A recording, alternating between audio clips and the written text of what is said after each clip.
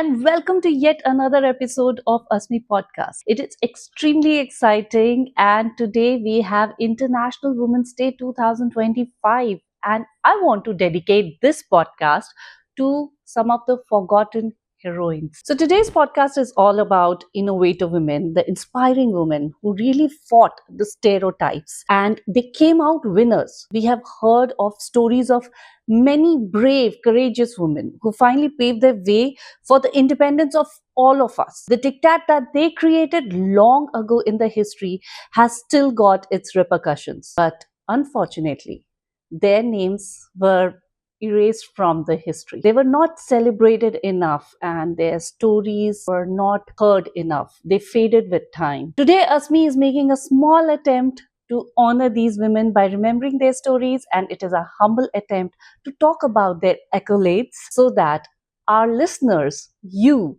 should be able to know about their existence and also forward this podcast to many others so that people know about what these innovative ladies did for us. So I was just researching about these forgotten heroines and there were thousands of names that actually popped up. But I'm today bringing you some of the eye-tearing stories which touched my heart, and it's actually shameful that we don't see these unsung heroines that well. And I'm sure that these stories are make you go emotional too. And today they are going to really amaze you. So here we go. Our first and foremost story comes about the story of Mrs. Kamla Soni. We cannot complete writing about women's contribution in STEM without taking the name of Mrs. Kamla Soni. Born on 18th June 1911, she always fostered a keen interest in science since childhood. She became the first Indian woman biochemist to receive a PhD in science discipline. And all this she had to do in an era where education of women was too much to be considered good. After her graduation degree in BSc, Kamlaji wanted to further study in Indian Institute of Science for a research fellowship, and her application got turned down by then director and Nobel laureate Professor C.V. Raman on the grounds that she is a woman. That she did a satyagrah outside Professor C.V. Raman's office,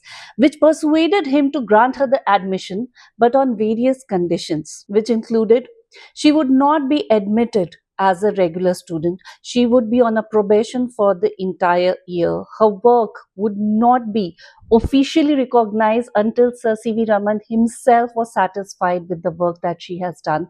She would not distract other male colleagues of hers because that might spoil the environment. Extremely humiliating for a student of such caliber. But still, Mrs. Kamla Soni, she went ahead and accepted the conditions. Her work was significant on findings about the proteins in food like milk, legumes, pulses, etc. And finally, the dedication towards her work made Sir C.V. Raman rethink his regressive mentality, and he started allowing more women students to enter IISc. Hence, Kamlaji not just made sure that she has fulfilled her dreams, she also became the pioneer and inspiration to many women who started dreaming about their higher studies in science. Further, in her research work in Cambridge University, she discovered enzyme cytochrome C in potatoes, which carried the process of energy, hence making a great headway in understanding how cells of any plant, animal,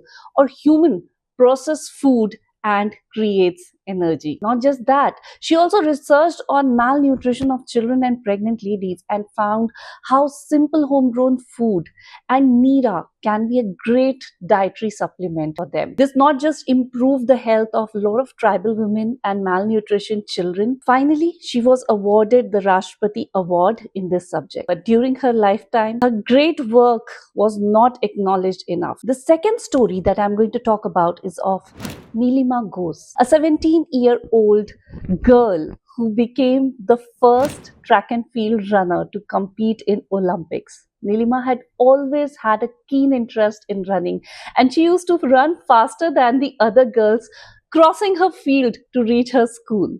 This got noticed finally by a track and field coach who trained her. But even he did not know that Nilima would be competing for 1952 Summer Olympics, where no woman has ever gone before. Yes, Nilima Gose was the first woman to appear in any Olympics from India.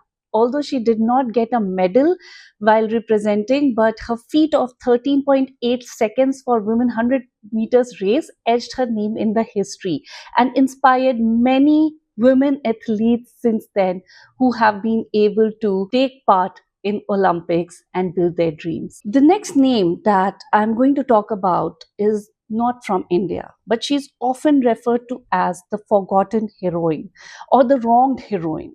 And this podcast would go meaningless without mentioning and talking about her story. I'm talking about Rosalind Franklin. Rosalind was a British chemist and X-ray crystallographer who discovered the key properties of DNA, which led to the correct description of double helix structure of DNA. The famous photograph 51, which was taken by Raymond Gosling, a student of Rosalind, led to this discovery, for which Francis Crick, James Watson, and Maurice Wilson shared a Nobel Prize in Physics or Medicine in 1962. While Gosling actually took the famous Photo 51, Maurice Wilkins showed it to James Watson without her permission. Her genius work was not just stolen from her, she wasn't even acknowledged for the discovery that she has made. Working under John Desmond Burnell, Franklin led pioneering work at Birkbeck on the molecular structure of viruses. On the day she was supposed to unveil the structure of the tobacco mosaic viruses at an international fair in Brussels, Franklin died of ovarian cancer at the age of 37 only in 1958. And her team member, Aaron Klung, continued her research, winning the Nobel Prize in Chemistry in 1982. Well, Rosalind, your contributions may have gone unrecognized while you were alive, but you will always stay the queen of chemistry, the queen of science for all of us. The fourth name is from our own history, but unfortunately, like Akbar and other great kings, her name was removed from our history textbook. We are talking about Rani Abakka Chauta. This name has completely vanished from our history, but her bravery, courage, and great administration is always worth praising, and she should be talked about.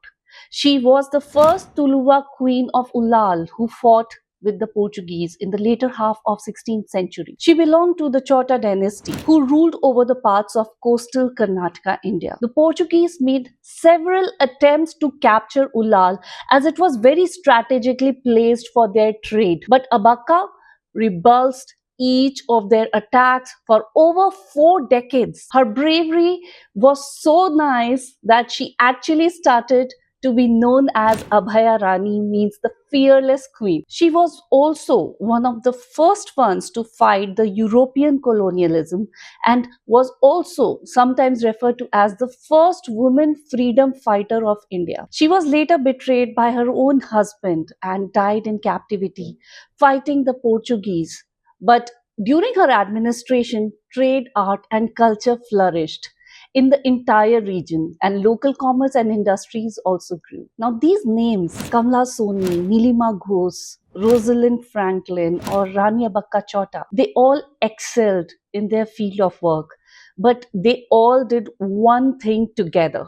They challenged the patriarchy and changed the concept of women can't do it. I think I can go on with names of the forgotten unsung heroines who would never bow down to the patriarchy, although it would have come hard on them given the times that they were born in. But also, they inspire us to dream big. They inspire us to write our own legacy. And I hope that you love listening to this podcast. And in Asmi, we will keep inspiring you with more untold stories of women. So keep dreaming, keep watching. This is your host, Iti Rawat, signing off. Don't forget to like, subscribe, and share this podcast.